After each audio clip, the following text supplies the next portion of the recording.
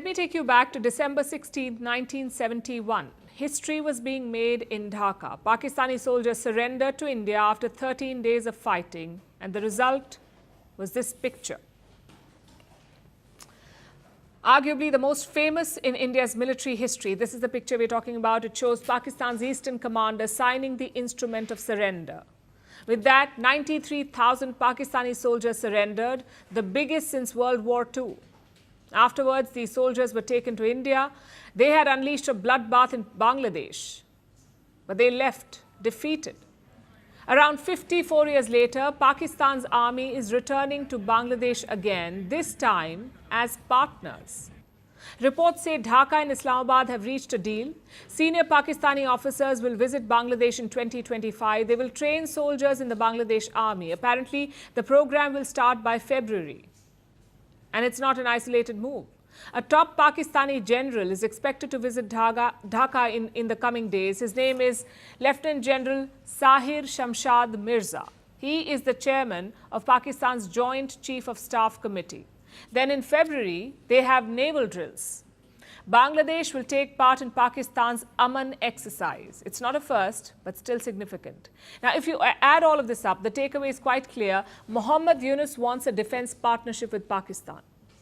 He met Pakistan's Prime Minister recently. He talked about moving on from 1971. I guess this is how you move on. By hosting the same army that massacred and raped your people. The same army that refuses to apologize for it.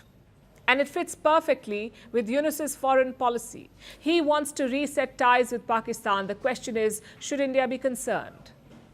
The short answer is yes. New Delhi should be concerned about two things. First is indoctrination. We saw that in the aftermath of 1971. Bangladesh's generals were all trained in Pakistan, so most of them had an anti-India tilt. Not to mention a disdain for democracy. Just look at Ziaur Rahman and H.M. Irshad. Both of them had close ties to Pakistan's army, and both of them led military coups in Dhaka. The second concern is the security fallout, especially for India's northeast. In the 1990s, Pakistan's military used Bangladesh to funnel weapons to the region. These weapons would eventually end up with Indian separatists. And this time, it could be easier because Yunus has set up a direct sea bridge to Pakistan, meaning Pakistani ships can sail straight to Dhaka, no stopovers, no third country pit stops. Pakistani cargo can sail directly to Bangladesh, which makes smuggling easier. These are the two main concerns for India, but equally worrying is the erasure of history. This attempt to create a new Bangladesh. Some student groups are leading this charge. They organized a march for unity today in Dhaka. It may sound pretty benign, but the initial plan was very different. The students wanted to declare the July protests a revolution. There was talk of demanding a new republic, to scrap Bangladesh's constitution and write a new one. Thankfully, none of that has happened. The student leaders opted for a march instead of proclaiming a revolution. It is a relief, but it's temporary. Yunus will face much bigger challenges in 2025. He made the mistake of obsessing over Bangladesh's past. He tried to rewrite his country's history. But now there are too many writers. The students want a revolutionary regime.